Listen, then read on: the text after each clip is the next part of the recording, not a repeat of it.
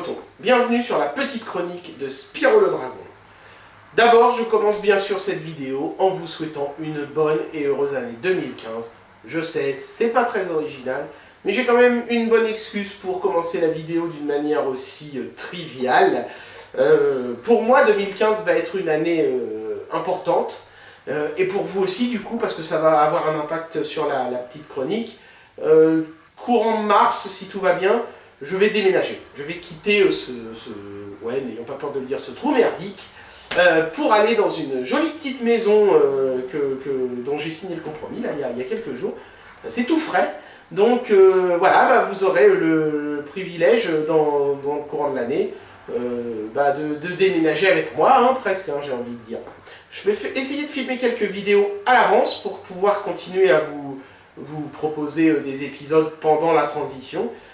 Mais voilà, je tenais à ce que vous partagiez ce grand moment de ma vie. Bientôt, fini cette pièce inadaptée, on aura une vraie bonne pièce pour pouvoir faire des tournages, je l'espère, de meilleure qualité. Voilà. Alors, on va commencer l'année 2015 en testant un produit que j'avais vraiment envie de tester depuis très longtemps.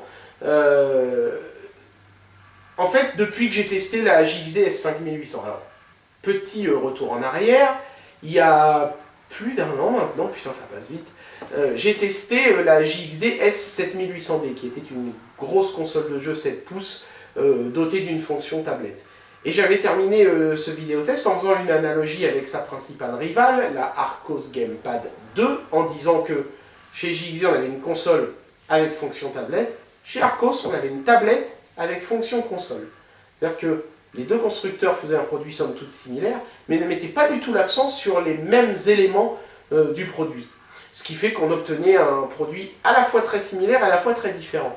Ensuite, quelques mois plus tard, il y a presque un an maintenant, putain ça ne nous rajeunit pas tout ça, j'avais testé sa petite sœur, la JXD S5800, une console 5 pouces, plus compacte, avec une fonction smartphone. Mais cette fois-ci, je n'avais pas pu faire d'analogie avec un produit concurrent qui aurait été plus un smartphone qu'une console, parce que un tel produit n'existait tout simplement pas. Voilà. Il y avait bien le Xperia Play, mais c'était un vieux truc, et puis la conception du Xperia Play était un peu particulière. Il n'y avait absolument aucun smartphone qui mettait totalement l'accent sur la partie smartphone et qui se dotait néanmoins d'une fonction console. Ça n'existait tout simplement pas. Et ce produit est arrivé. On va le tester aujourd'hui. Alors, avant de commencer le test, je dois vous présenter mes excuses. Ce test arrive avec beaucoup de retard.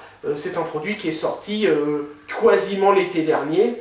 Mais le problème, c'est que ce produit il était entre les mains d'un autre site de test, beaucoup plus réputé que moi, les numériques en l'occurrence. Et ces messieurs ont gardé le produit pendant des mois, ils ne l'ont jamais testé. Et puis finalement, quand ils se sont décidés à me l'envoyer, ils ne l'avaient toujours pas testé, les mecs. Et vous allez voir que ça va avoir un impact sur mon test à moi en plus. Donc carton rouge un petit peu pour eux, quoi. C'est pas très cool. C'est d'autant moins cool que le site qui m'a envoyé ce produit, et je les en remercie très chaleureusement, c'est le site Belchine, donc un distributeur belge de produits chinois, tout le nom. Et puis bon, c'est pas un gros site, quoi. Je vais pas dire que c'est des artisans, mais c'est un petit site qui essaye un petit peu de se faire connaître, et les mecs ils testent pas leurs produits chez les numériques, c'est pas très cool, quoi.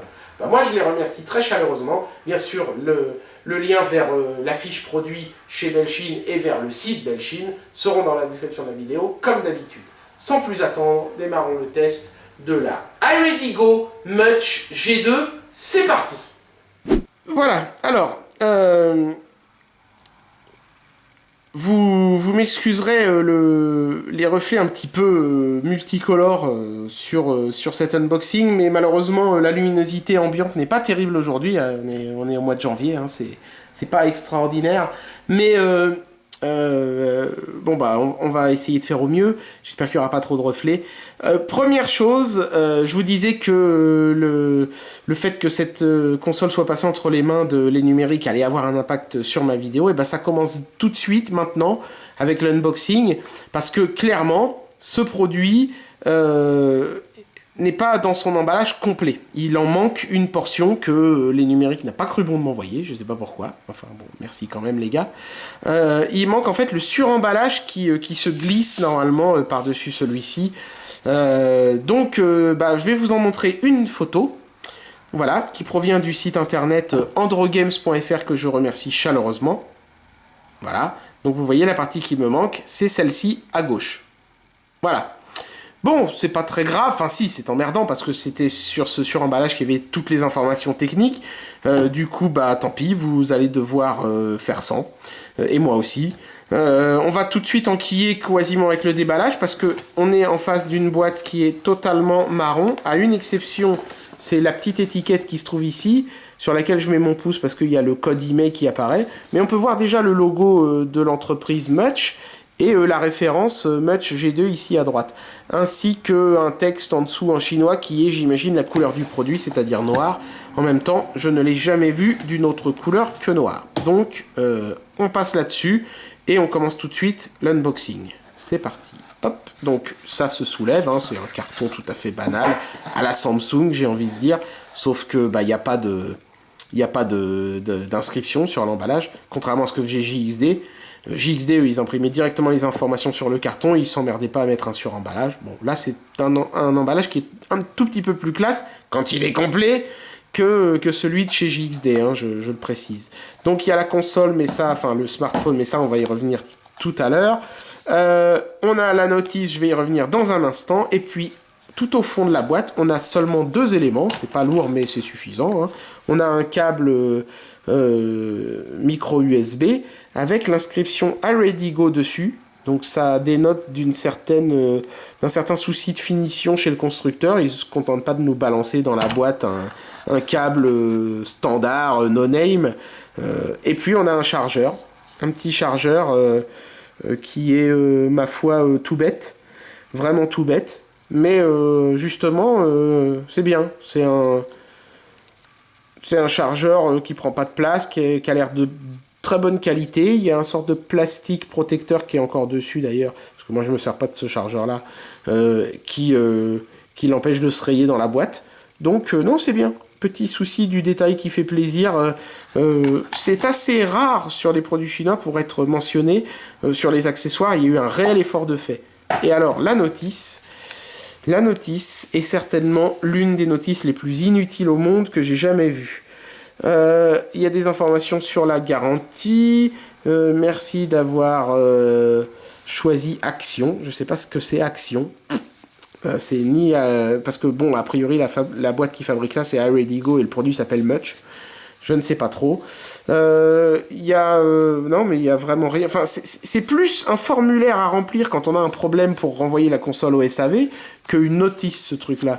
Alors, ça se déplie comme un poster. Enfin, on voit quand même, il y a quand même des informations sur le produit, mais bon, ça, je vais pas m'attarder là-dessus parce que je vais vous le montrer en direct live.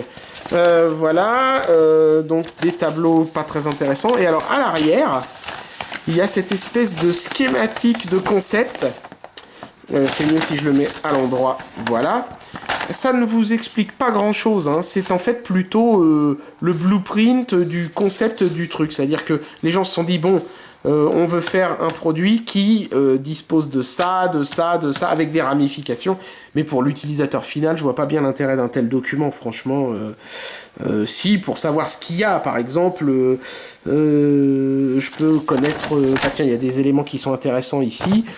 J'ai la taille en millimètres. Vous allez voir que c'est un produit qui est assez balèze. Il fait quand même, par exemple, 1 cm 25 d'épaisseur, c'est pas rien. Le poids, 182 grammes, c'est assez lourd aussi pour un smartphone. La batterie, à elle toute seule, fait 74 grammes. Bon, je vois pas bien l'intérêt de savoir ça. Par contre, point positif, elle fait 4200 mAh, ce qui est juste énorme. On peut voir que l'appareil est bardé de capteurs, je vais y revenir, de fonctionnalités sans fil. Il y a des informations sur l'écran, alors ça, je peux vous les montrer. C'est un écran 720p. IPS et OGS. Alors OGS, je vais y revenir quand je vais vous montrer le produit. On a 16 Go de stockage. Non, pardon, c'est là, 16 Go de stockage et 1 Go de RAM. Donc ce sont des caractéristiques, ma foi, plutôt intéressantes. Le processeur, c'est un MTK 6589. Donc un processeur qui est légèrement inférieur en termes de vitesse à celui de la JXD, qui était à 1,3 GHz. Là, on est à 1,2. Par contre, on a une puce graphique qui est un peu meilleure, puisqu'on a un PowerVR SGX 544. Là où il fallait se contenter d'un Mali 400, un petit chouïa moins bien, pas de beaucoup, hein, sur la JXD S5800. Voilà. Oui, je vais faire souvent des comparaisons avec la 5800, puisque c'est un produit qui vient la concurrencer, clairement. Et puis, bien sûr, je vais aussi me servir d'un smartphone étalon, entre guillemets, pour faire des comparaisons, parce que ce produit se revendique d'être avant tout un smartphone, donc c'est pertinent de le comparer, certes, avec une 5800, mais aussi avec un vrai smartphone. Donc moi, j'utiliserai mon Galaxy S4 comme référence pour vous faire des comparatifs, notamment de taille, de poids, etc. Voilà. Donc, de maniabilité, etc., etc., de qualité d'écran aussi. Donc, le seul élément qui nous reste à regarder en détail maintenant, c'est la console. Alors, excusez-moi, il va y avoir des reflets un peu partout, la fenêtre, l'ampoule, mais si j'éteins la lampe, on voit presque plus rien. Il fait vraiment sombre aujourd'hui. Donc, je vous prie de m'excuser pour les reflets. C'est un écran qui capte pas plus les reflets qu'un autre. C'est juste que mon installation est pas top, et donc, faudra faire avec. Voilà. Donc, le produit en lui-même est quand même assez balèze. C'est pas évident de s'en rendre compte, mais je vais mettre mon smartphone à côté, vous allez voir, c'est assez flagrant.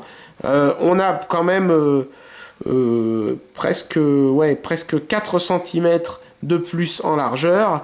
On est beaucoup plus épais aussi, évidemment, puisque là, je dois avoir 7,2 mm, je crois. Ici, j'ai 1 cm et 2,5 mm, encore en plus.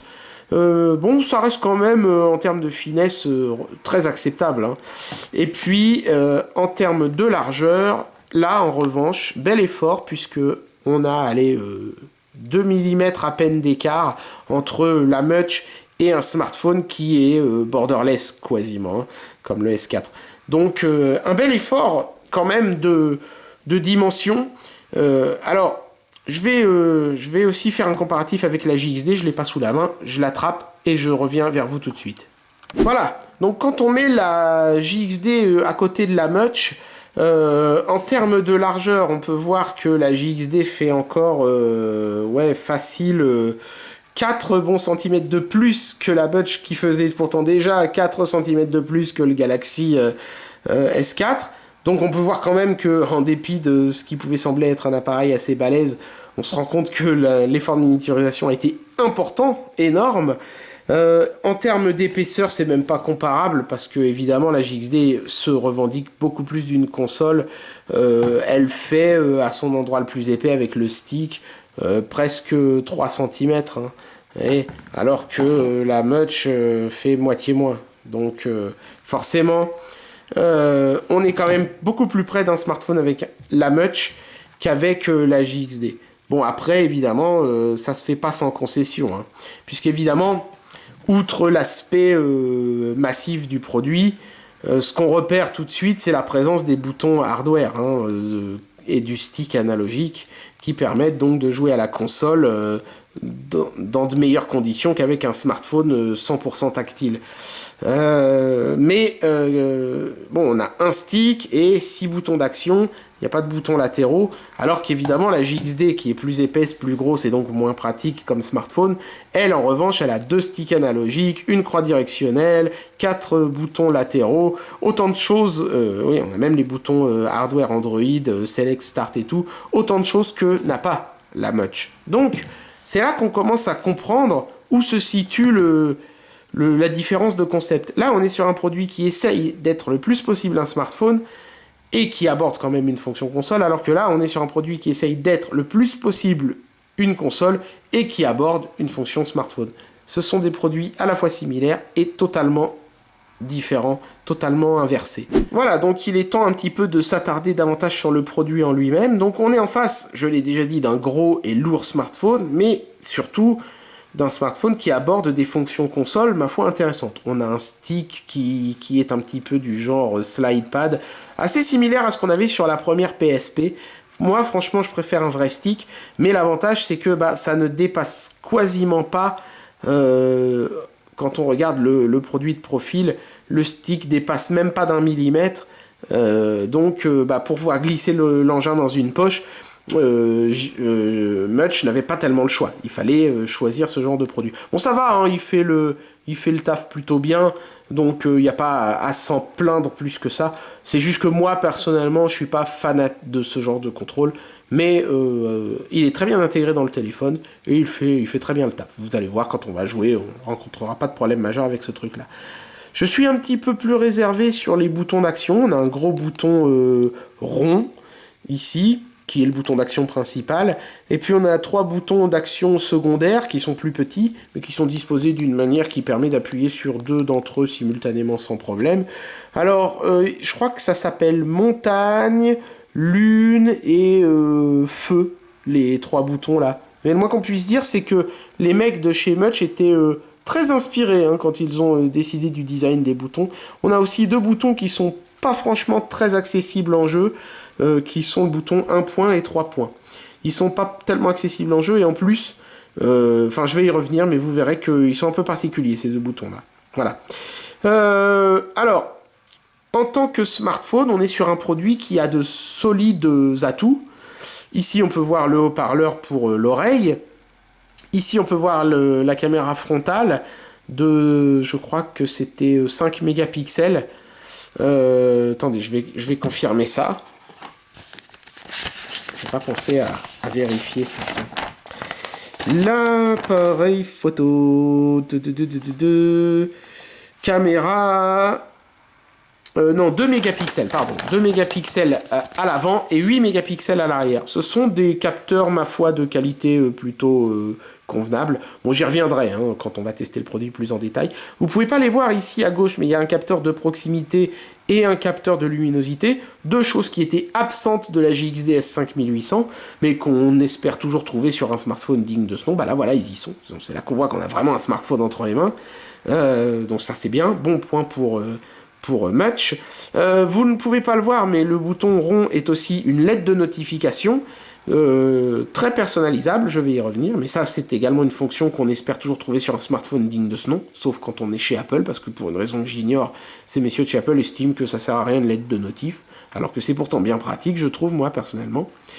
Enfin bref, pardon, à l'arrière, on a 2 haut-parleurs stéréo ici, qui sont en fait situés quand on tient l'appareil en mode console dans le bas. Alors ça, je trouve que c'est pas une très bonne idée d'ailleurs, parce que du coup, vos doigts ont tendance, vous voyez ici en bas là, à couvrir les haut-parleurs pendant que vous jouez. Par contre, on a des haut-parleurs stéréo, ça c'est bien parce que la JXD, retournez voir mon test, vous le verrez, la 5800, elle a simplement un haut-parleur mono, mais qui avait par contre l'avantage d'être en face avant, tourné vers le joueur. Bon, alors chez JXD aussi, hein, le haut-parleur avait un emplacement qui fait qu'on pouvait le couvrir pendant les parties, donc bon, c'est un petit défaut, mais rien de bien dramatique. Le son est puissant, donc si vous le mettez suffisamment fort, même quand vos doigts le couvrent, vous entendrez très distinctement. Ça, c'est un point positif. Le son est meilleur que sur la JXD, hein, sans aucun problème. Donc là, l'aspect arrière est assez joli. C'est tout plastique, mais c'est un beau plastique... bien usiné, on pourrait presque croire que c'est du métal, il est vraiment très réussi. Et on a le petit logo Mutch ici, sur une petite plaque brillante, c'est assez joli, c'est assez sympa. Ici vous pouvez voir le 8 mégapixels avec LED flash, encore une fonctionnalité qui était absente de la JXD. Moi j'aime bien les LED flash, ça permet de faire des photos dans toutes les conditions, c'est une bonne chose. On peut voir les petits reliefs ici qui sont supposés améliorer la prise en main, et c'est vrai que c'est le cas d'ailleurs, ça donne un grip qui est appréciable en mode console. Et puis, on peut distinguer encore un truc à l'arrière, c'est ici le petit trou qui est en fait le micro pour l'annulation du bruit ambiant. Puisque le micro pour les conversations, il est là. Je ne sais pas si on le voit. Voilà. Ici, dans le châssis avant, en fait, sur le dessous, mais on est sur la portion avant de la console ou du smartphone. Ça dépend comment on voit les choses. Mais... bon, voilà tout ce qu'il y a comme fonction. Donc c'est déjà un smartphone qui semble complet, du moins en tout cas sur l'aspect extérieur. Point positif énorme, tout le châssis supérieur, c'est-à-dire cette partie-là, ici, les bords de l'écran ici, tout le contour, tout ça c'est en aluminium teinté noir, qui est vraiment magnifique. Alors ça ajoute au poids de l'appareil, c'est vrai, mais ça lui confère une impression de solidité qu'on n'avait clairement pas avec JXD. Ça, c'est clair et net. Alors on va faire les autres faces du produit. Sur la face inférieure, enfin la tranche gauche, on pourrait dire, si on tient l'appareil en mode smartphone, il n'y a rien du tout. Vous voyez les petits liserés verts ici, ils sont en plastique et ce ne sont pas des boutons, ça fait rien du tout. Hein. Vous pouvez appuyer dessus, il ne se passe rien. C'est juste là pour le design. Ça occupe la partie inférieure et supérieure du smartphone également. Alors sur la partie supérieure, justement, on a le bouton Power ici, la prise jack 3.5. Donc sur la face inférieure, je l'ai déjà dit, on a le micro ici, et c'est tout. Et sur la face latérale droite, on a la prise pour le micro USB, ici, pour recharger la batterie et se connecter à l'ordinateur, le bouton de volume, et c'est tout. Voilà, donc c'est un produit qui reste très sobre, beaucoup moins bardé de trucs et de machins comme pouvait l'être la 5800 de chez JXD, mais c'est normal, hein, on est supposé être sur un smartphone avant tout, et c'est vraiment ce à quoi ressemble le Mutch G2, en dépit quand même indéniablement de sa taille imposante. Alors avant de démarrer le produit, un dernier petit truc, c'est que la coque arrière s'ouvre, elle est amovible, ça c'est quelque chose que moi personnellement j'apprécie beaucoup. Ça va nous permettre de voir un petit peu plus les entrailles de la machine, notamment sa conception. Voilà, donc ça se déboîte facilement. Donc, à l'intérieur, sous le capot, nous avons, donc on revoit les éléments qu'on voyait déjà à l'extérieur. Nous avons un emplacement pour carte SD, micro SD, qui peut aller jusqu'à 64 Go. Bon, là, j'en ai pas mis, parce que comme il y a déjà 16 Go dans l'appareil, j'ai pas eu besoin. Ça, c'est un point positif. Hein. Souvenez-vous, il n'y avait que 8 Go sur la JXD. On peut voir l'emplacement des deux cartes SIM. Attention, ce sont toutes les deux des cartes SIM full size, enfin, des mini SIM, on appelle ça. Ce ne sont ni des micros, ni des nano SIM. C'est ce que je voulais dire. On peut voir, d'ailleurs, c'est gravé dans le plastique, et ça, c'est une bonne chose, que seul l'emplacement numéro 1, vous voyez, ils sont numérotés, hein, 1 et 2. Seul l'emplacement numéro 1 gère la 3G. Vous voyez, c'est marqué WCDMA. Alors qu'ici, l'emplacement 2, lui, n'est que GSM. Donc si vous voulez surfer sur Internet en 3G, il faudra mettre une carte 3G à gauche. À droite, ça ne sert à rien. Ça ne marchera pas. Voilà, c'est un petit peu bizarre, mais c'est comme ça. Vous remarquerez ici qu'on peut voir des zones qui semblent avoir été collées, ce sont des autocollants. En fait, il s'agit des antennes. Ici, on a l'antenne GSM, l'antenne... Bluetooth, elle est là, je crois, enfin, ou alors ici on a une... Non, ici on a l'antenne... ça doit être le... Non, je dis des conneries. Ça doit être le GSM. Là, on doit avoir le Bluetooth et le Wi-Fi. Et ici, on doit avoir l'antenne GPS. Alors, c'est une combine, hein, mettre les antennes sous une zone collante comme ça. C'est une combine qui était aussi utilisée par JXD. L'avantage, c'est que ça permet de très bien capter parce que ça extériorise quasiment les antennes, vu qu'il y a seulement cette petite couche de plastique qui les sépare du monde extérieur. Je trouve que c'est un concept assez intelligent. Ça, c'est plutôt bien vu. Donc ici, on peut voir la colossale batterie. Je vais la retirer, hein, de 4200 mAh. Elle est massive. Hein. Elle est vraiment très très balèze. Elle fait 4200 mAh, je veux vraiment bien le croire. Hein. Elle est lourde, elle est imposante. Elle est vraiment costaud. La batterie de la JXD était déjà balèze, mais celle-ci est encore plus grande. Très très impressionnant. Je vais la remettre. Et alors, un dernier petit truc avant de passer au test, enfin deux dernières petites choses un peu intrigantes, c'est la présence d'un contacteur ici, qui clairement est destiné à se contacter avec le capot. Est-ce qu'il y avait une option de prévu pour faire un système de chargement sans fil optionnel? Peut-être. En tout cas, à ma connaissance, il n'est jamais sorti, mais le contacteur est là, donc quelqu'un pourrait éventuellement... se faire la coque, ou alors peut-être coller un patch QI ici, et puis venir se relier là, sur le contacteur, je sais pas. Je sais pas ce que comptait faire Mutch avec ça, mais apparemment, ils en ont rien fait, c'est dommage, mais enfin, ça a au moins le mérite d'être présent, peut-être un jour, sait-on jamais. Et puis, autre chose, il y a un capteur ici, j'espère que le caméscope va réussir à faire le point dessus, sorte de petit capteur de présence, en fait, qui détecte si le capot est mis ou pas. A priori, ça n'a aucun impact sur le produit. Par exemple, le téléphone s'allume très bien, même quand le capot n'est pas présent. Mais il y a un capteur qui est capable de dire si le capot est bien mis en place ou pas. Je n'ai pas pu voir l'intérêt de la chose, mais c'est pareil, c'est présent, donc je le signale. Voilà. Je pense que maintenant, il est temps de démarrer le produit et de faire un petit peu le tour de ses fonctionnalités avancées. C'est parti. Voilà, donc là, on est sur le launcher façon MIUI de la console, enfin du smartphone. Et franchement, je vais pas dire que c'est de la merde, mais je trouve pas que ce soit, mais alors pas du tout, une bonne expérience Android, ce launcher. Vraiment pas du tout. D'abord, c'est beaucoup moins fluide qu'Apex. Regardez, vous voyez? Vous avez vu là? Regardez bien, ça, c'est pas fluide. Hein, dès qu'il y a beaucoup d'icônes, ça rame. Alors qu'il n'y a que des icônes à afficher, donc déjà ça c'est quand même un point négatif important. Par contre, quand il n'y a plus rien, c'est très fluide d'un seul coup. Hein, enfin bon, le problème c'est que il n'y a plus rien quoi. Ouais, non, c'est vraiment pas terrible. Donc ça c'est la première chose. Deuxième chose, on peut pas aller dans le drawer. Vous voyez. Troisième chose, on est limité à l'ajout de fond d'écran et de widgets. On peut pas mettre des raccourcis, des fonctionnalités avancées comme on peut faire avec Apex. Bon, ça, à la rigueur, ça dépend des launchers après. Hein. On a un dock, mais il n'y a pas d'option, quoi. On peut pas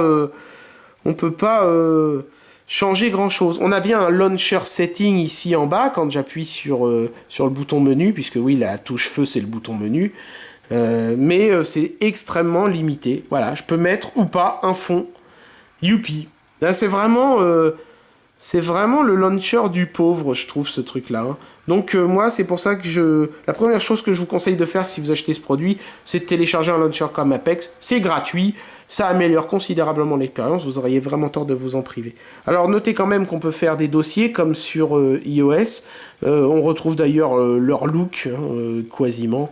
Bon, moi je suis vraiment pas fan de ce launcher, mais bon c'est celui qui est de base, donc fallait quand même que je vous le montre, ça me paraissait indispensable. Voilà, on est de retour sur mon launcher, et d'ailleurs les plus futés d'entre vous ont remarqué que je tourne cette vidéo alors que nous sommes encore en 2014, et ce sont les magies de l'internet, on peut altérer ce qu'on veut. C'est un écran OGS, je vous avais dit ça en lisant la notice. OGS, ça veut dire qu'en fait, vous n'avez pas de dalle tactile posée par-dessus l'écran, comme c'était le cas chez JXD avec la 5800. La dalle tactile est intégrée à la dalle de l'écran, c'est un seul et même composant. Ça permet d'affiner l'ensemble et d'éviter notamment le phénomène des petites poussières qui peuvent, au fil des années, se glisser entre les deux dalles. Là, vous n'aurez pas ce problème-là. Par contre, du fait qu'il y a beaucoup de matos entassés dans un appareil qui est quand même très très compact, on a un petit phénomène désagréable. C'est que quand j'appuie un tout petit peu fort sur l'écran, regardez bien ici, entre profil audio et affichage, vous voyez une sorte de petit ghosting qui apparaît. C'est pas dramatique, mais c'est quand même présent, visible. Donc... Par souci d'intégrité, il fallait que je vous le montre. Franchement, ça ne se voit que sur les écrans sombres, comme ça. Le reste du temps, en jeu et tout ça, ça ne pose jamais aucun problème. Et c'est seulement quand on appuie sur l'écran un peu fort. Si vous y allez tranquille, juste en touchant l'écran normalement, comme vous êtes supposé le faire, ça n'apparaît jamais. Hein. Mais on n'avait pas ce problème-là sur la JXD, j'ai pas ce problème-là non plus sur mon Galaxy S4, donc il me semblait normal quand même de l'évoquer. Voilà. En termes de navigation, les boutons qui se trouvent en bas de l'appareil sont des boutons Android la plupart du temps, sauf quand on se lance un jeu qui les prend en charge. Mais par exemple ici, si j'appuie ici, tac, ça me ramène à l'écran d'accueil. Même chose si je lance une application, hein, si je lance les pages jaunes par exemple, en appuyant sur le gros bouton rond, hop, je reviens à l'accueil. Le gros bouton rond, c'est accueil. Le bouton feu, c'est menu, on l'a déjà vu tout à l'heure, ça vous ouvre les menus, c'est l'équivalent du bouton menu sur Android. Et l'équivalent du bouton retour, c'est la lune en fait. Donc là, le meilleur moyen de vous montrer ça, ce serait d'aller, je sais pas, tiens, dans le Play Store par exemple. Voilà, et puis de lancer, hop, une Voilà, et puis d'aller... non, je prends n'importe quoi, on s'en fout. Hein. Si j'appuie sur la lune, c'est l'équivalent du bouton retour. Ça me fait revenir un cran en arrière. Tac, tac, et tac. Voilà.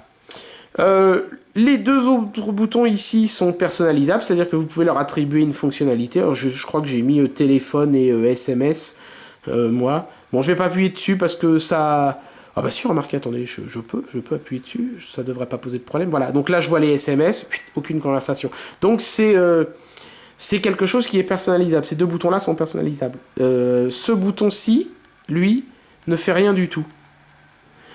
Par contre, ouais, voilà, si je fais un double clic dessus, ça me lance la recherche. Et ça, c'est pas personnalisable par contre, je crois. Ça lance la recherche, voilà, double clic. Donc la recherche Google basique. Donc bon, c'est pas mal, c'est fonctionnel on va dire. L'ordre des boutons est peut-être pas celui qu'on s'attendait à avoir. En général, le bouton accueil il est plutôt central. Mais bon, n'oubliez pas que ces boutons servent avant tout à jouer à des jeux vidéo. Donc il fallait les disposer d'une manière un petit peu exotique pour Android afin d'avoir une expérience de jeu confortable. Voilà. Bon, on va faire quelques petits tests type smartphone, et puis ensuite on enquillera avec la fonction console. C'est parti. L'appareil photo, lui aussi ressemble forcément à l'appareil photo stock Android. Il y a toutes les fonctions qu'on est en droit d'attendre d'un smartphone, somme toute quand même assez haut de gamme. On a le HDR par exemple. Donc non, c'est quand même plutôt complet. Je trouve ça plutôt complet. Donc ce que je vais faire une ou deux photos pour que vous puissiez voir un petit peu ce que ça donne. On y va.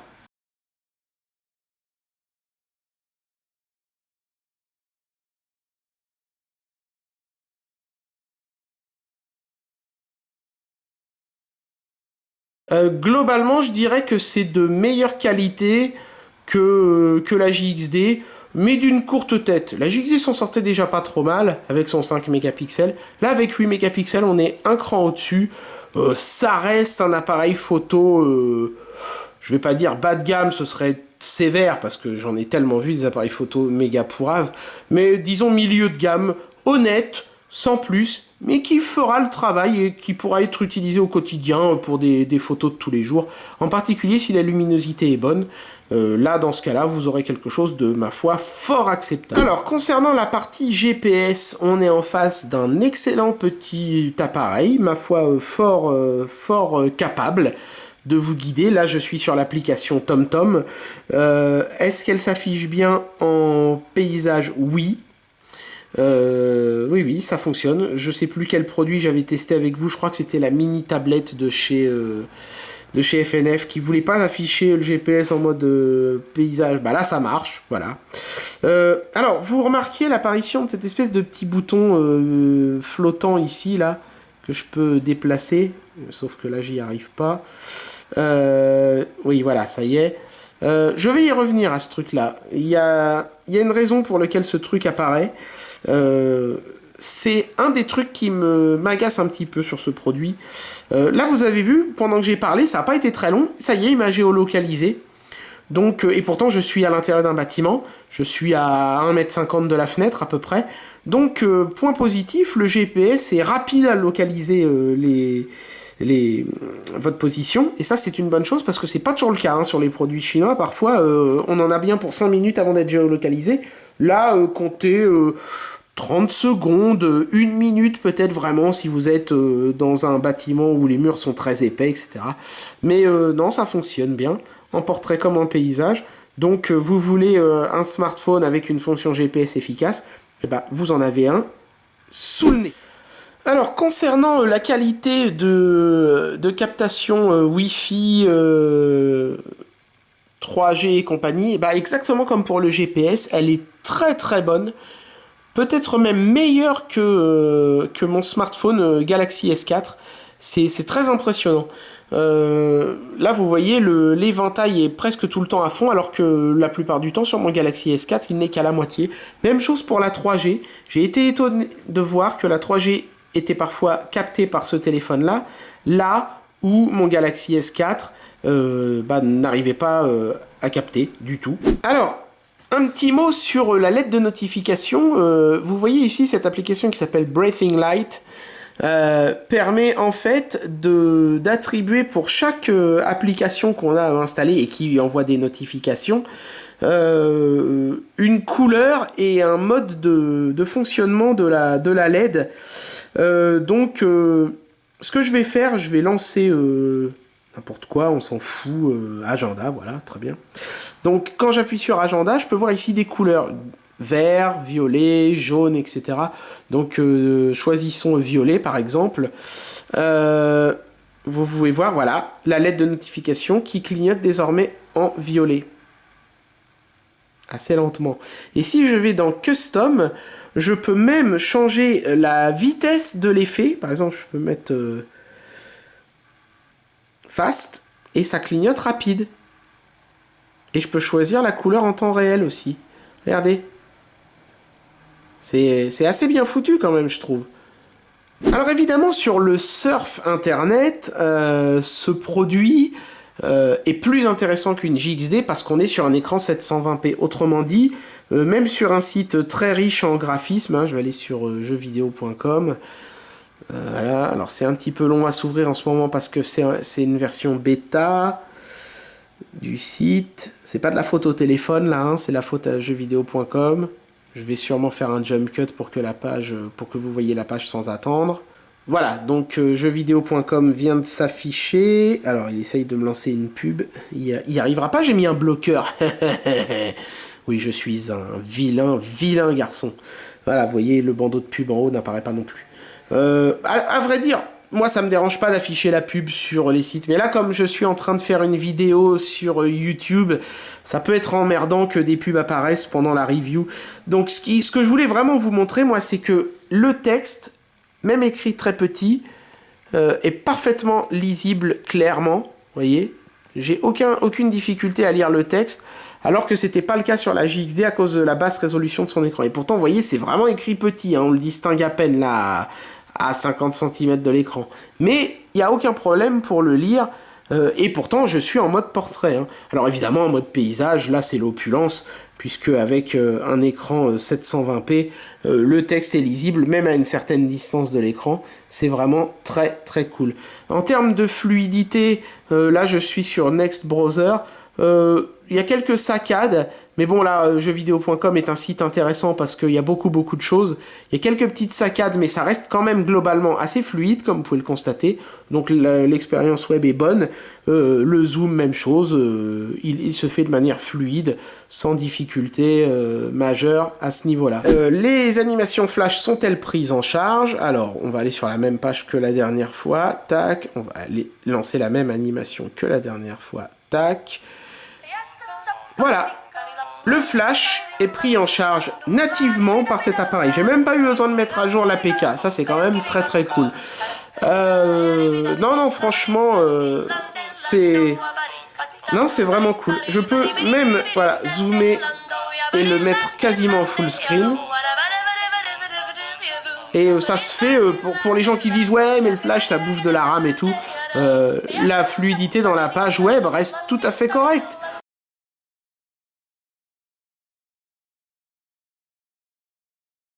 Alors je commence avec un gros morceau, Rayman Fiesta Run. Pourquoi je commence avec ce jeu? Ah oui, c'est un peu le son. Vous voyez, le son est de qualité et il est très puissant. Hein. C'est bien mieux que ce que fait JXD d'ailleurs. Alors pourquoi je commence avec ce jeu-là? Parce que ce jeu prend en charge les boutons hard. Vous vous souvenez, on avait déjà vu ça sur la JXD. Du coup, la vraie question c'est est-ce que ça fonctionne? Et la réponse est oui. Vous voyez là, si j'appuie sur ce bouton là, c'est l'équivalent du bouton R. Et ici, si j'appuie sur ce bouton là, c'est l'équivalent du bouton L. Le gros bouton, c'est le bouton A, etc. Alors, vous vous dites, ah bah c'est génial, c'est pris en charge et tout. Alors, oui et non. C'est génial dans le sens où effectivement c'est pris en charge, mais c'est quand même problématique à certains égards. D'abord, vous pouvez voir que le stick, par exemple, ne fonctionne pas. Je peux pas déplacer la main. Donc là, je suis obligé d'être en tactile, sinon ça marche pas. Il n'y a que les boutons qui marchent. Alors, je vais vous expliquer tout de suite pourquoi. On va se débarrasser de ça maintenant. C'est comme ça, tout simplement parce que, théoriquement, ces boutons-là restent, quoi que vous fassiez, des boutons d'interface Android. C'est-à-dire que, par exemple, ici, le bouton qui désormais est le bouton A pour le jeu, devrait normalement être le bouton accueil. Il a fallu que je lance une appli pour dire ce bouton-là sera le bouton A dans le jeu. Je vais vous montrer tout de suite de quoi je veux parler. Et alors vous allez vous dire, mais alors si j'ai plus de bouton accueil, comment est-ce que je quitte le jeu? Et bien en fait, il faut glisser son doigt comme ça pour faire apparaître une barre système à l'ancienne, virtuelle. Et là j'ai le bouton accueil tactile qui me permet de revenir à l'accueil. C'est pas folichon, je trouve, comme système, d'avoir à la fois des boutons et une barre virtuelle. Heureusement, elle est escamotée la plupart du temps. Faut vraiment la pousser pour qu'elle apparaisse. Ça, c'est bien. Alors, en fait, vous voyez, dans le téléphone, il y a une application qui s'appelle Key Do It Yourself, qui permet, en fait, de dire ces boutons-là ne sont plus des boutons hardware Android, mais des boutons hardware jeu.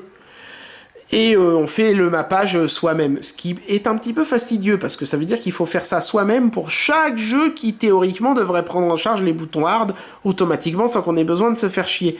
À ce niveau-là, la JXD était meilleure, parce qu'elle avait et les boutons jeu, et les boutons de fonction Android, et les deux étaient séparés. Là, c'est mélangé, et donc, du coup, c'est cette application-là qui est chargée de faire le tri. Donc je vais vous montrer comment ça se passe avec Rayman Fiesta Run, vous allez comprendre. L'interface est assez basique. Voilà, donc on a une liste d'applis, je me suis déjà calé sur Rayman Fiesta Run, donc je vais cliquer dessus, voilà. Donc là vous voyez les boutons qui sont disposés ici. Donc par exemple si je veux que ce bouton fasse le bouton A, j'appuie ici et je cherche bouton A dans la liste. Et s'il apparaît pas, je fais More Key. Et là, je cherche bouton A, voilà. Et là, si je coche bouton A, ce bouton ne sera plus le bouton d'accueil Android pour Rayman Fiesta Run, mais le bouton A. Voilà. Donc, et ça n'est utile que pour les jeux qui prennent en charge les boutons hard façon JXD et compagnie. Donc, la JXD, elle avait l'avantage d'avoir des boutons Android séparés des boutons jeu. Là, comme c'est pas le cas, bah, vous êtes obligé de passer par une petite appli qui fait le tri. Ça marche, mais c'est contraignant. Et puis, vous avez certainement remarqué quelque chose, c'est que, tant pis là, je vais appuyer sur n'importe quelle appli, ça n'a pas d'importance, c'est que je peux régler les boutons, mais pas le stick. C'est pour ça que dans Rayman Fiesta Run, le stick n'est pas pris en charge. Donc, c'est pas parfait comme système, ça aide, clairement, mais c'est inférieur en termes d'expérience de jeu à ce que JXD proposait. C'est là qu'on voit que on est davantage sur un smartphone que sur une console de jeu. Alors, retour au jeu, hein, je vais lancer une petite partie, et puis ensuite je vais aborder un petit truc qui personnellement m'a contrarié, donc on va y venir.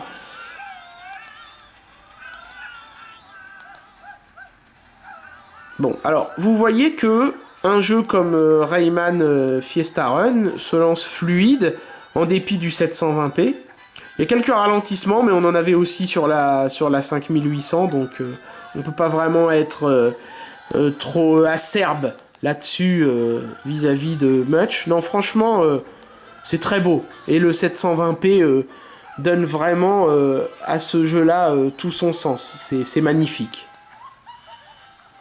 Par contre, pourquoi je reste sur le jeu si longtemps? Bah parce que vous voyez que cette espèce de bouton flottant là, il est tout le temps présent et il est totalement inutile dans Rayman puisque le jeu prend en charge les boutons hard. En effet, ce bouton là, c'est un bouton de mapping. Alors ce que je vais faire, je vais couper le son parce que c'est saoulant et je vais vous expliquer en détail à quoi sert ce bouton. Je vais faire ça tout de suite. Quand j'appuie ici, j'ai cette petite interface qui apparaît. Là, j'ai le choix entre Default, qui va laisser tout comme c'était, et Custom, qui va me permettre de customiser le tactile, en fait. Vous allez comprendre. Je vais appuyer sur Custom, et voilà, vous avez ces symboles qui apparaissent. Donc ces symboles, c'est le joystick, ici à gauche, le bouton rond, le bouton lune, le bouton montagne et le bouton feu. Ces 4 boutons et le stick, je peux les attribuer à des zones de l'écran comme je le faisais sur la JXD avec l'outil de mapping. Donc par exemple, si je veux que le bouton feu ait une fonctionnalité sur l'écran, par exemple qu'il corresponde au bouton A, eh ben, je l'amène ici. Bon, évidemment, là, c'est pas très pertinent parce que il vaudrait mieux mettre le bouton rond ici. Voilà. Donc là, l'intérêt, si j'utilise ça, c'est que du coup, je retrouve l'usage de mon stick. Je peux disposer mon stick ici, par exemple, et choisir les actions. Alors, vous remarquerez que je peux soit mettre un stick, soit une croix directionnelle. Quand je mets un stick, en fait, j'ai la zone qui correspond au stick. Donc, je peux la mettre où je veux sur l'écran. Et, attendez, je vais l'annuler. Hop, vas-y, croix rouge. Si, par contre, j'utilise croix directionnelle, et j'ai les 4 boutons de direction. Voilà, au bas, gauche, droite, que je peux disposer chacun séparément. Donc, comme ça, en apparence, et rien ne m'empêche d'ailleurs, attendez, je crois qu'on peut, oui, cumuler, non, on peut pas cumuler les deux, je dis une connerie, excusez-moi, oui, ça n'aurait aucun sens. On peut annuler et revenir facilement à la fonction joystick. Mais, ce qui est dommage, c'est que il n'y a que les 4 boutons principaux, ces 4-là, qui sont mappables. Pourquoi ne pas avoir mis aussi le point et les 3 points? Il m'en manque 2, quoi. Donc, l'outil de mapping, il est incomplet, dans le sens où je peux pas mapper ces 2 touches-là. Je trouve ça vraiment très con de la part de Mutch de pas avoir pensé à ça. Et puis, en plus, il est très chiant, cet outil de mapping. Vas-y, annule, non. Il est très chiant, cet outil de mapping, parce que il me laisse en permanence ce putain de bouton tactile inutile pendant que je joue à un jeu qui n'en a pas besoin. Donc c'est chiant. Alors, il y a une combine pour l'enlever, ce bouton tactile. Je vais vous la montrer d'ailleurs tout de suite avant de continuer le test. Alors, attendez, je quitte le jeu. Voilà.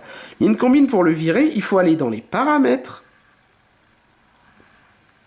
Vous allez voir, c'est pas rien. Il faut aller dans les paramètres, dans personnaliser. Ah, ça doit être celui-ci, capture, oui voilà. Quand vous cochez capture, alors en plus, vous voyez, c'est pas très logique, quoi. Pourquoi capture? Mais enfin bon, bref. Ça fait apparaître un autre bouton virtuel, ici à gauche. Voilà. Donc vous allez me dire, c'est quoi ce délire? Il faut afficher un bouton virtuel pour en cacher un autre? Bah ouais, c'est comme ça. C'est très bizarre, je suis d'accord avec vous. Mais c'est comme ça que Mutch a vu les choses. Donc je reviens sur mon Rayman. Donc là, j'ai mon bouton flottant à droite qui sert à rien. Je vais sur mon bouton flottant de gauche, je reste appuyé dessus. Je fais un long press. Voilà, ça fait apparaître un menu sur lequel, ici en bas, j'ai Show Hide. Si j'appuie dessus, le bouton virtuel ici disparaît. Ensuite, je quitte à nouveau le jeu. Je retourne dans les paramètres. Vous voyez, c'est quand même fastidieux tout ça. Je retourne dans Personalized et je décoche Capture. Et là, mon deuxième bouton virtuel disparaît. Et maintenant, quand je retourne dans Rayman, je n'ai plus mon bouton virtuel. Je joue vraiment full screen, propre. Bon, c'est cool. Vous allez me dire, bah voilà, maintenant que c'est fait, c'est fait. Une fois que tu as fait ton mapping sur tous tes jeux, tu es tranquille. Non, non, malheureusement non. Si c'était que ça irait. Mais il faut faire ça pour chaque application séparément. Si je lance Fruit Ninja par exemple, boum, pour ce jeu-là, j'ai à nouveau ce putain de truc virtuel qui apparaît à droite et qui vient me casser les couilles. Et c'est le cas pour tous les jeux que je vais lancer en mode paysage. Si je relance mon Rayman, j'ai plus mon bouton virtuel, mais je vais devoir faire cette opération fastidieuse pour tous mes jeux. Alors, au début, j'avais même pas compris qu'on pouvait faire ça. Je croyais que le bouton virtuel, il fallait se le taper et que on n'avait pas le choix, c'était ça ou rien. Mais en fait, non, on peut l'enlever, mais il faut le faire pour chaque jeu séparément.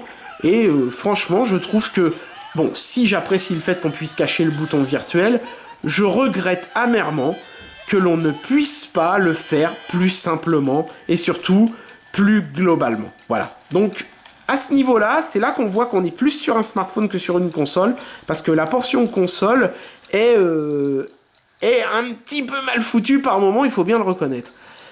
Par contre, et là où je dois mettre un carton rouge à Mutch, là j'ai vraiment pas le choix, je suis obligé, c'est que si je lance une application Télé Loisirs, c'est une application que je peux lancer en mode paysage. Ça n'a absolument aucun rapport avec la console de jeu. Là, je suis sur une application smartphone. Mais j'ai quand même ce putain de bouton flottant, là, qui est... Bon, il n'est pas très visible, mais il est quand même là. En plus, il veut pas bouger, cet enfoiré. Qu'est-ce que tu me fais, toi? Dégage. Putain!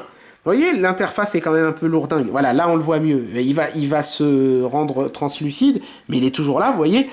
J'ai ce bouton de mapping de touche qui apparaît, alors que je suis même pas sur une application de jeu. Donc, ce truc vient m'emmerder dans ma portion smartphone. Donc, la portion console est pas super bien foutue, mais en plus, elle vient perturber la portion smartphone. Donc, c'est un petit peu emmerdant. Il va falloir, pour toutes vos applications, je vous dis pas si vous en avez installé 150 le temps que ça va vous prendre, aller dans le paramètre, afficher le bouton virtuel, aller faire hide, puis retourner dans les paramètres pour cacher le bouton machin et tout. C'est pas un drame, mais ça méritait d'être évoqué. C'est ma plus grosse critique de cet appareil, franchement. Donc vous voyez que c'est pas terrifiant, mais il fallait que je le dise. Voilà. Donc maintenant qu'on s'est débarrassé, j'ai envie de dire, du plus gros défaut de cette interface de jeu, eh ben, testons les jeux en eux-mêmes. C'est parti. Voilà, donc je commence avec vraiment le jeu le plus basique de chez Basic, c'est-à-dire Doodle Jump. Mais ça permet au moins de tester l'accéléromètre, de voir notamment s'il est bien calibré, ce qui est le cas, hein.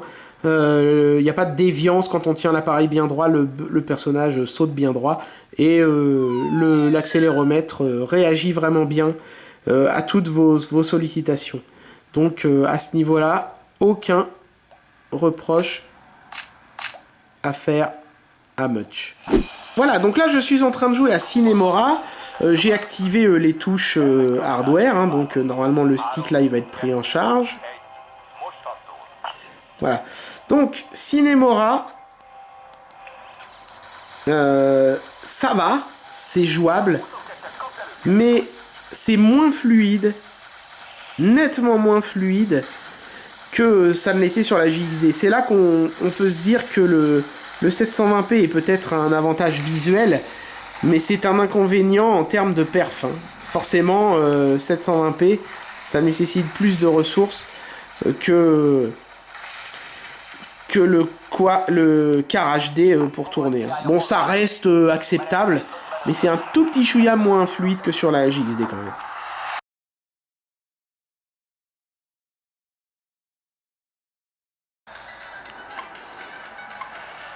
Ouais, bon, les boutons n'ont pas été bien définis, mais c'est pas grave, hein. Moi c'est la fluidité qui m'intéresse. Non, ça va. Je m'attendais à bien pire. Non, ça va. Franchement, c'est relativement fluide. Je m'attendais à bien pire, d'autant plus que souvent, il est optimisé avec la bit, ce jeu-là. Mais là, ça va. De ce que j'ai vu, ça m'a... Non, c'était plutôt fluide. Donc, on va essayer l'ultime jeu 3D que je possède, Flash Out 2, qui, vous le savez, est un jeu que j'affectionne bien pour les tests, parce que bah, il est assez balèze. Et ce jeu va être doublement intéressant pour ce test, vous allez voir.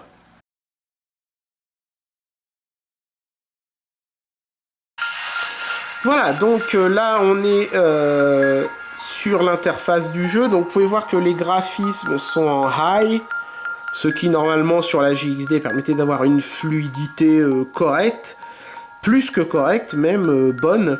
Faut dire que encore une fois on était qu'en 540p, donc ça aide, là on est en 720p, qu'est-ce que ça va donner? Eh ben on va le savoir tout de suite. Allez, on va tester tout de suite la fluidité.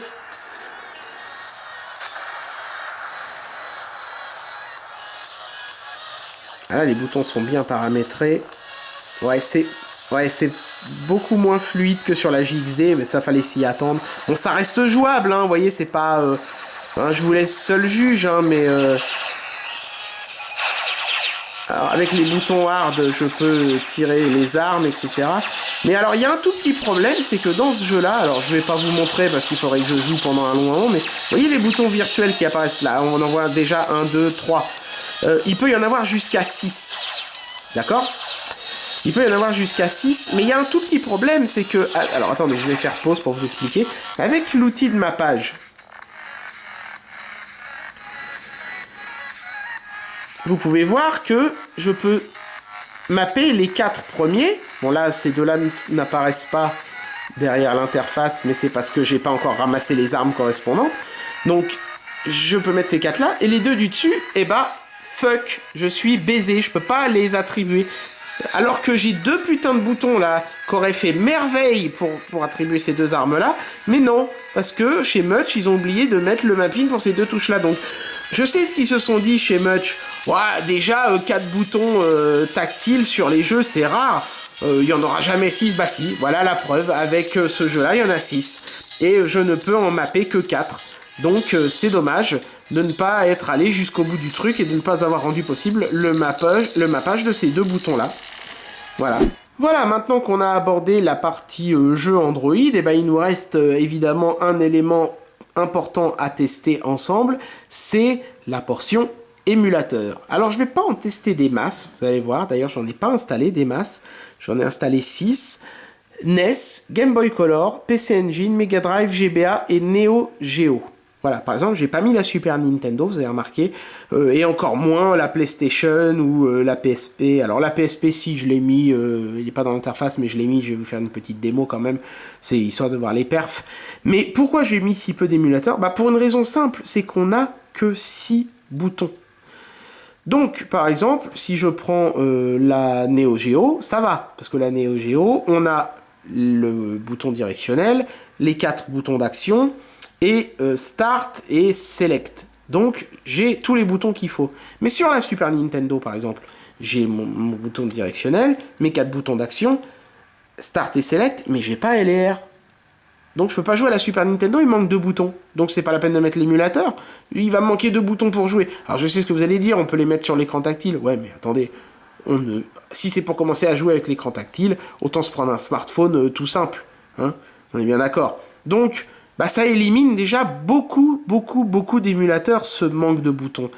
Alors, j'ai envie de dire, bon bah c'est le concept qui veut ça. S'ils avaient commencé à mettre des boutons L et R et tous les boutons qu'il faut, on se serait retrouvé avec une grosse JXD et ce produit n'aurait eu aucun intérêt. Ce manque de boutons n'est pas techniquement un inconvénient, c'est un choix délibéré du constructeur. Il faut le respecter et juger le produit en tant que tel. Donc moi, ça ne me pose aucun problème. Maintenant, la vraie question c'est, est-ce que c'est jouable, est-ce que c'est agréable? Donc on va essayer de lancer quelques petits jeux. Bon bah évidemment, la NES ne pose absolument aucun problème. La disposition des boutons permet de sauter et de courir en même temps dans Mario, même si je trouve que le bouton pour courir est un petit chouïa trop petit, et ça peut de temps en temps vous faire le lâcher alors que vous ne vouliez pas. Mais bon, c'est un petit détail, ça reste globalement très jouable. Voilà, même si je me vautre lamentablement en vous disant ça.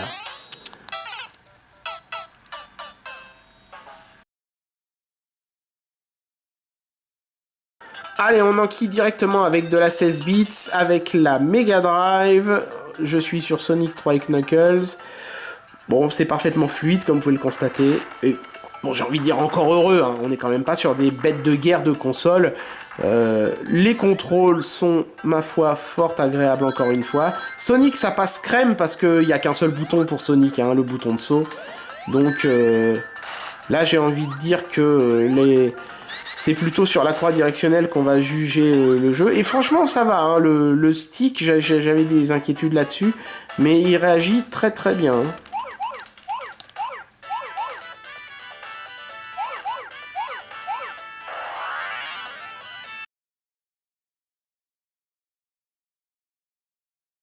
Seule console 32 bits, entre guillemets, hein, de ce test d'émulateur, ça va être la Game Boy Advance. Bah encore une fois, rien de pénalisant à signaler, tout est fluide, tout marche bien. Non, c'est... À ce niveau-là, on est sur un excellent produit. Hein.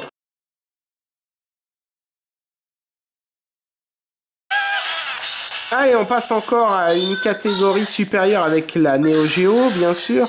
Bon, je vais reprendre mon personnage habituel, le seul que j'aime bien parce qu'il a des gros nichons. Et on va pouvoir constater une fois de plus que bah, la fluidité est au rendez-vous. Oh, en plus, je joue contre moi-même.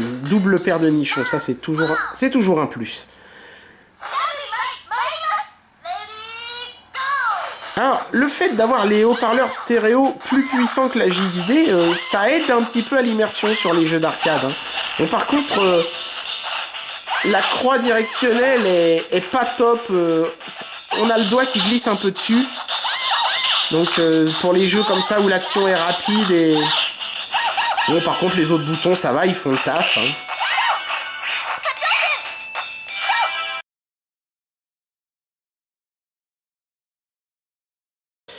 Alors, petit temps de chargement. C'est bien ça, les émulateurs émulent tout, même les temps de chargement. J'ai toujours trouvé ça formidable, moi. Déjà, on voit que la cinématique, ça passe plutôt crème.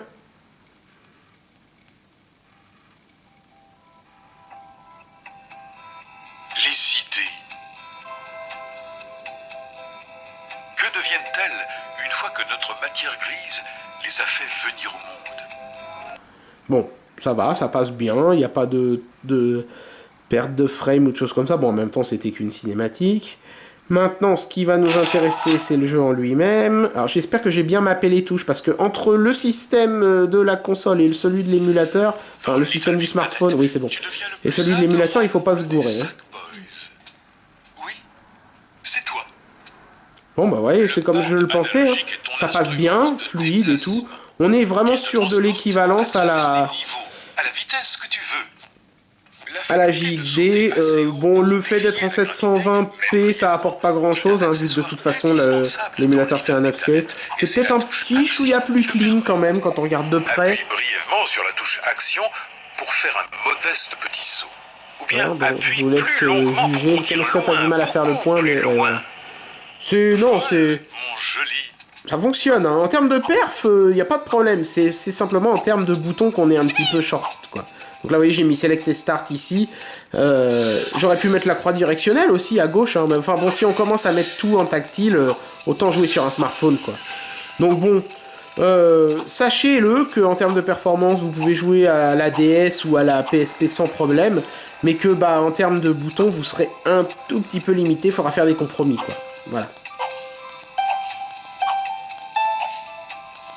Voilà, vous savez tout désormais sur la Mutch G2 de chez iReadyGo. Je pense que j'ai fait un test succinct et néanmoins exhaustif de ce produit.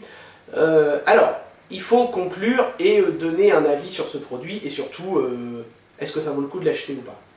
C'est pas évident de répondre à cette question. En fait, je pense que la question que vous devez vous poser, vous, si vous cherchez un produit comme ça, c'est est-ce que vous préférez un truc tout en un qui fait tout dans un seul package, ou est-ce que c'est ok pour vous d'avoir deux appareils séparés? Parce que soyons pas de mauvaise foi, soyons pas malhonnêtes, c'est clair qu'en termes de smartphone, un vrai smartphone c'est mieux que ça. C'est clair qu'en termes de console, une vraie console c'est mieux que ça.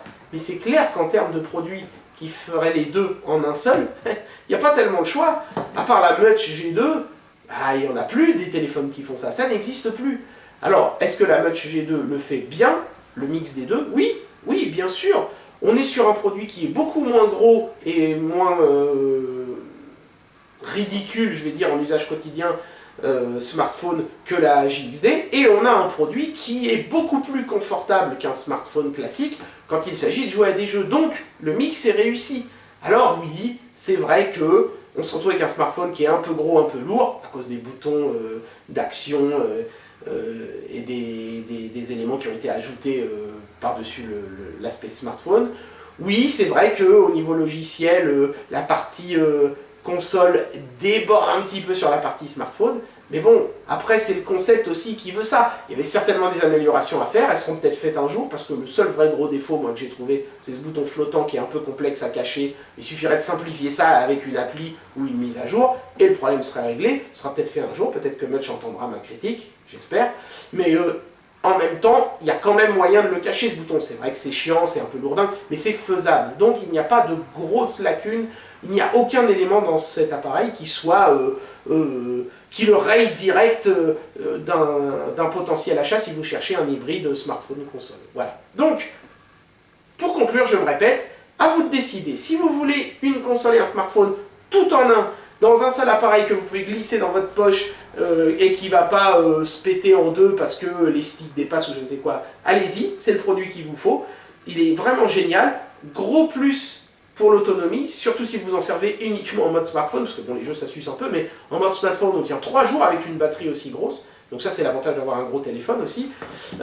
Par contre, si vous êtes du genre à vouloir faire aucun compromis, dans ce cas-là, le mieux c'est encore d'avoir 2 appareils séparés. Ou alors même éventuellement d'avoir un smartphone avec une manette qui se clipse, si ça ne vous dérange pas de trimballer 2 trucs. Mais si vous voulez tout le package dans un seul appareil, cherchez pas plus loin, la Munch G2 est un achat indispensable. C'est le meilleur smartphone gaming qui soit vraiment un smartphone. Voilà. C'était Spyro le Dragon. J'espère que ce premier test de l'année 2015 vous aura plu. On se retrouve très vite pour un nouveau test. Tchuss!